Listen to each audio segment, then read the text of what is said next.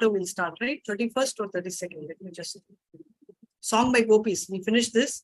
So we will dive into the new chapter, which is probably we'll finish this also. Krishna returns to Gopis. Right? So this is a speciality of Krishna because so far till yesterday we must be having a hard pressed situation as to what happened, right? What happened? Why did Krishna do this? What is happening? Krishna has left disheartened. So Lamba has felt so much. How will they ever recover? So Krishna is giving a solution for that. Yes, Muralidharan, Prabhu, would you like to start? Yes, Mataji, yes. Go ahead, Prabhu. Krishna returns to the gopis. When Lord Krishna finally reappeared among the assembled gopis, he looked very beautiful, just befitting a person with all kinds of opulences. In the Brahma Samhita, it is stated, Ananda Chinmaya Rasa Pratibha Vitabhi. Krishna alone is not particularly beautiful, but when his energy, especially his pleasure energy, represented by Radharani, expands, he looks very magnificent. The Mayavadi conception of perfection and absolute truth without potency is due to insufficient knowledge. Actually, outside the exhibition of his different potencies, the absolute truth is not complete. Anandasit Maya Rasa means that his body is a transcendental form of eternal bliss and knowledge. Krishna is always surrounded by different potencies, and therefore he is perfect and beautiful. We understand from the Brahma Samhita and Skanda Purana that Krishna is always surrounded by many thousands of goddesses of fortune. The gopis are all goddesses of fortune, and Krishna took them hand in hand on the banks of the Yamuna. Hare Krishna. Hare Krishna, Prabhu. You can continue the next two para, but before that, so Brahma Samhita offers very nice prayers, which says that Chinta Mani Pavarasatma Sukalpa Vriksha Raksha Miteshu Surabhiya Vipalayantam Lakshmi Sahasra Sadasam Ramya Sevyamanam Govindamadi Purusham Namaham Bhajami. So he is always surrounded, right, by a lot of things, and there are thousands of Lakshmi Sahasra. So that means what? Thousands of Lakshmis who are willing to do seva. So the gopis are all goddess of, they're also goddess of fortune, right? So they're all, Radharani's expansions are the gopis. Gopis, in fact, all of them are, goddess of fortune, and took their hand on the banks of Yamuna. So they're showing, so there's always a loving exchange which happens between not just Krishna and Radharani, but also across all the devotees. Prabhu, you can read the other two para. Whoever would like to read can please raise your hand. Hare Krishna. It is said in the Skanda Purana that out of the many thousands of gopis, 16,000 are prominent. Out of those 16,000 gopis, 108 are specially prominent. Out of these 108, 8 are still more prominent. And out of those 8 gopis, Radharani and Chandravali are even more prominent. And out of these two gopis, Radharani is the most prominent. When Krishna entered the forest on the banks of the river Yamuna, the moonlight dissipated the surrounding darkness. Due to the season, flowers like Vikunda and Kadamba were blooming, and a gentle breeze was carrying their aroma. Due to the aroma, the bees were also flying in the breeze, thinking that the aroma was honey. The gopis made a seat for Krishna by leveling the soft stand and placing cloths over it. Hare Krishna. Sorry, just 1 second.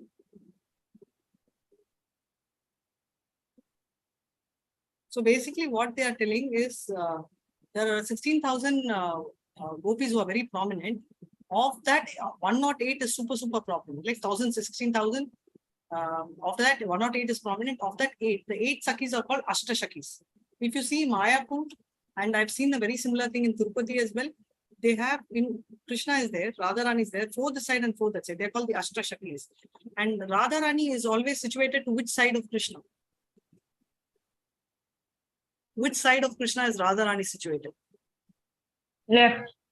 Absolutely. Left are submissive. So Radharani is always on the submissive side, even though she may be in Man, which means that she's having anger fights and all that, which is very submissive, and she'll always feel that Krishna, I belong to Krishna. And the differentiation factor between Radharani and Chandravali is Chandravali feels that Krishna is mine. So that's the only difference. But otherwise, it's very subtle, and Chandravali comes on the right-hand side. So you will see you know, the Lalita Sakhi will be on the right because she's more dominating and she'll have arguments. But Vishaka Sakhi is always very soft and she'll be on the left side. So this is how the Sakhis are also situated. So everything with Krishna has a reason, has a reasoning, and there is a mode of it, right? So now, and also Krishna re-entered the forest of the river Yamuna, and the moonlight, right, is automatically dispelling the darkness, and a lot of flowers are there. Obviously, it's a very lovely thing. You know, the perfumed, we use artificial perfumes, deodorants. They all are with such natural perfumes, and that's why they have great health. So the gopis are making a seat for Krishna, trying to put all their clothes to make him a nice cushion sofa. Yes, whoever wants to lead can read the next two paras. Hare Krishna. Please unmute and preferably raise your hand so it's easy for me to call you. But right now you all can unmute and read. Yes, Mataji, Hare Krishna, may I read? Yeah, go ahead. The gopis who were gathered there had almost all been followers of the Vedas. In their previous births, during Lord Ramachandra's advent, they had been Vedic scholars who desired the association of Lord Ramachandra in conjugal love. Ramachandra had given them the benediction that they would be present for the advent of Lord Krishna and he would fulfill their desires. During Krishna's advent, the Vedic scholars took birth in the shape of the gopis in Vrindavana. As young gopis, they got the association of Krishna in fulfillment of their previous birth's desire. The ultimate goal of their perfect desire was attained, and they were so joyous that they had nothing further to desire. This is confirmed in the Bhagavad Gita. If one attains the Supreme Personality of Godhead, then he has no desire for anything. When the gopis had Krishna in their company, not only all their grief, but their lamenting in the absence of Krishna was relieved. They felt they had no desire to be fulfilled. Fully satisfied in the company of Krishna, they spread their cloths on the ground. These garments were made of fine linen and smeared with the red kumkuma, which decorated their breasts. With great care, they spread a sitting place for Krishna. Krishna was their life and soul, and they created a very comfortable seat for him. Sitting on the seat amongst the gopis, Krishna became more beautiful. Great yogis like Lord Shiva, Lord Brahma, and even Lord Shesha and others always try to fix their attention upon Krishna in their hearts. But here the gopis actually saw Krishna seated before them on their cloths. In the society of the gopis, Krishna looked very beautiful. They were the most beautiful damsels within the three worlds, and they assembled together around Krishna. Hare Krishna, Mataji.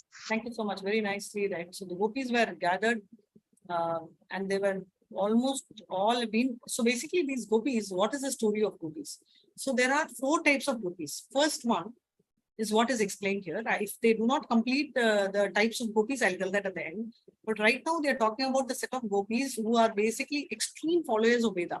So when they saw Ramachandra with over there, you know, Ramachandra was always Maryada Purusha. And he was also Ekapatni, right? So basically, they were all falling in love. In the forest, they were so much impressed with Ram, and they were telling that, okay, if I marry somebody, you know, we will marry this person. So all those great munis who are Vedic scholars took rebirth just to fulfill their wish.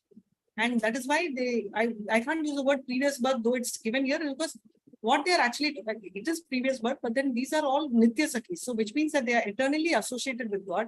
So they all took the birth of gopis here, and ultimate goal for them is to perfect, right? So that time when they were doing yoga. We were talking about Ashtanga yoga and all that.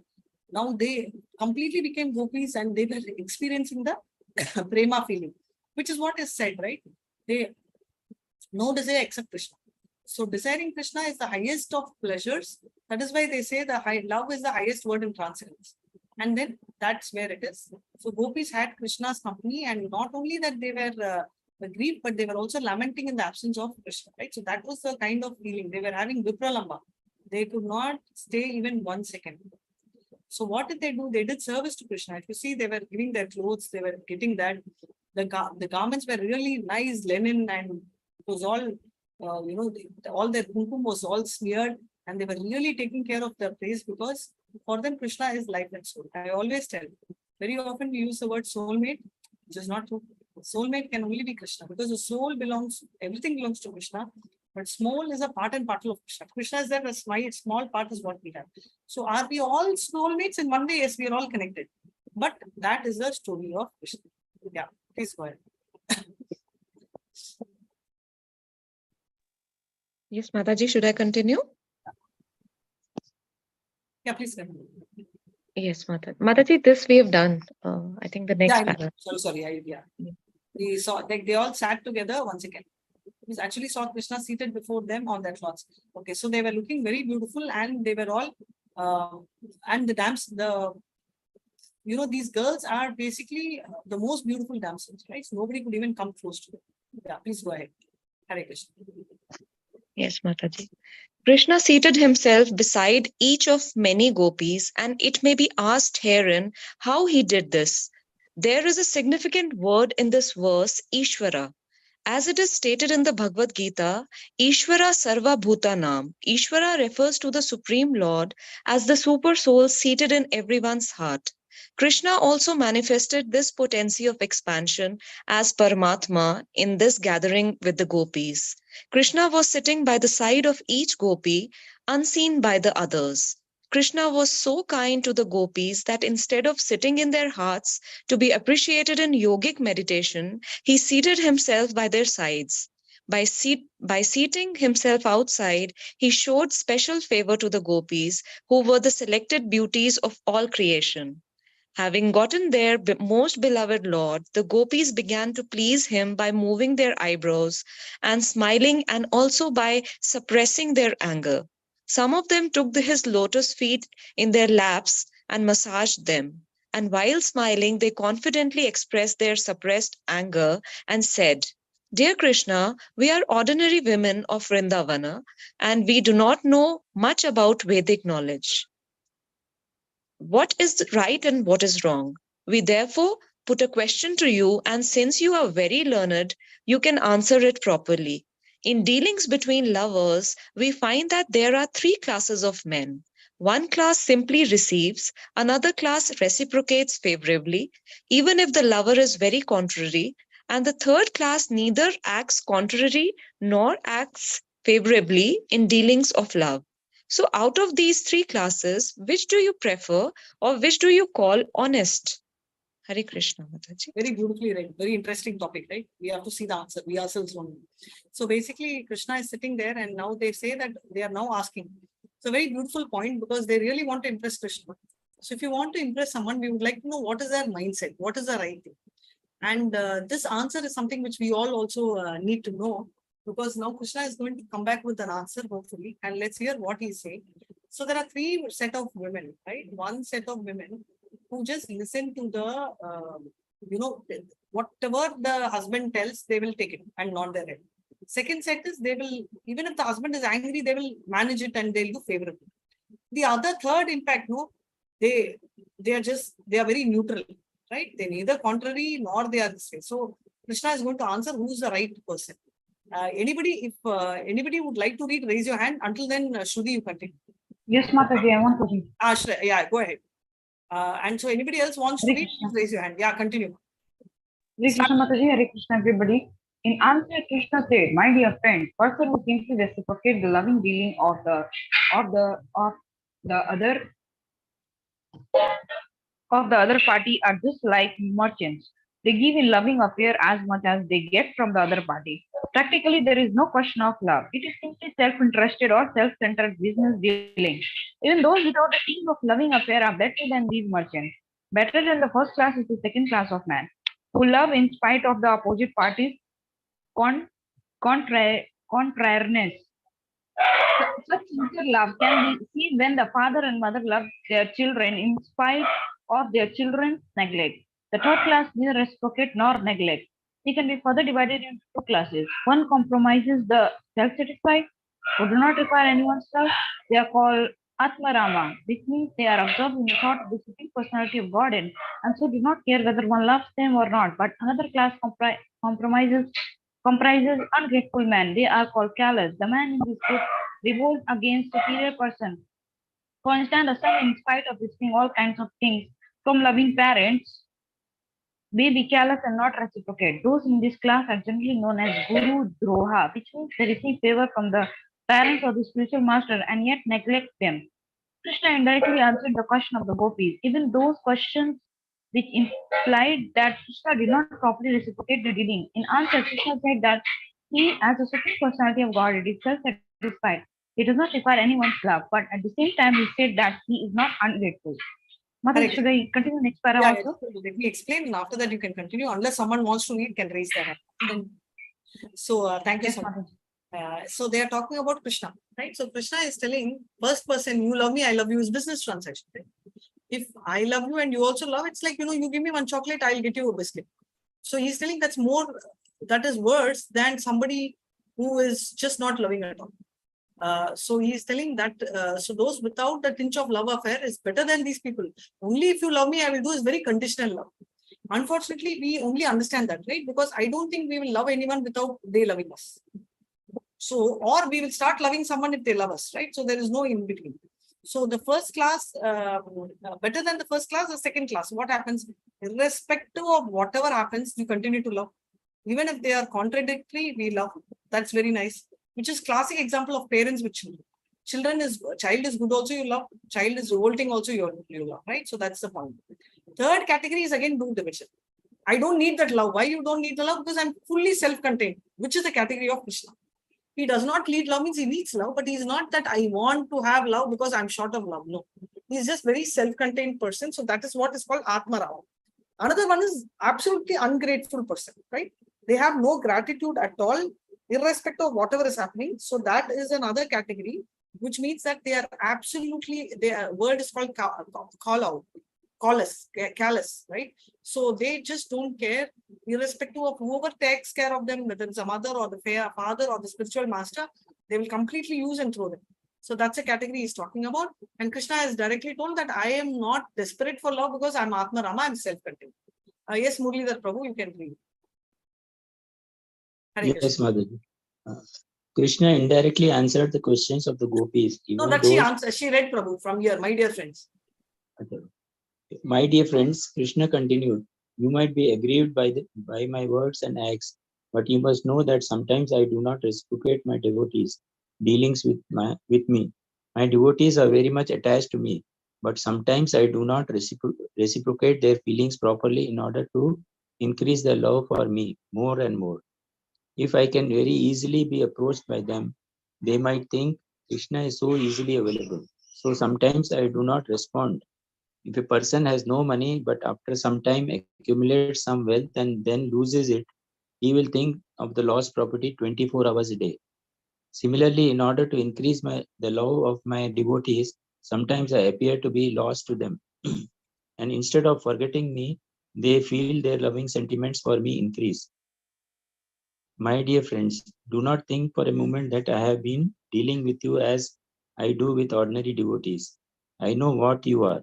You have forsaken all kinds of social and religious obligations. You have given up all connection with your parents. Without caring for social convention and religious obligations, you have come to me and loved me, and I am so much obliged to you that I cannot treat you as ordinary devotees. Do not think that I was away from you. I was near to you. I was simply seeing how much you were anxious for me in my absence. So please do not try to find fault with me. Because you consider me so dear to you, kindly excuse me if I have done anything wrong. I cannot repay your continuous love for me, even throughout the lifetimes of the demigods in the heavenly planets. It is impossible to repay you or show enough gratitude for your love. Therefore, please be satisfied by your own pious activities. You have displayed exemplary attraction for me, overcoming the greatest difficulties arising from family connections. Please be satisfied with your highly exemplary character, for it is not possible for me to repay my debt to you. The exemplary character of devotional service manifested by the devotees of Vrindavana is the purest type of devotion. It is enjoined in authoritative shastras that Devotional service must be ahetuki and apratihata. This means that the devotional service to Krishna cannot be checked by political or religious convention. The stage of devotional service is always transcendental. The gopis particularly showed pure devotional service towards Krishna, so much so that Krishna himself remained indebted to them. Lord Chaitanya thus said that the devotional service manifested by the gopis in Vrindavana excelled all the other methods of approaching the Supreme Personality of Godhead. Hare Krishna.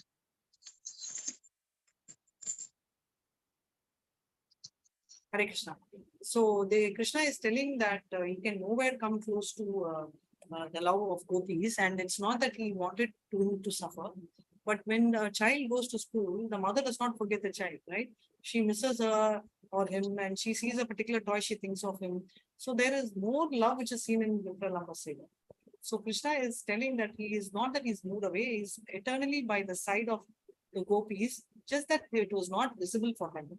He says, but if you feel that I've done a mistake, I would apologize to you. He's asking for sorry, which is a very important feature. Krishna can never be wrong, but still he does not have a problem in apologizing, even though he is not at fault. But most of the time we stand by the fact that, why should I ask you sorry?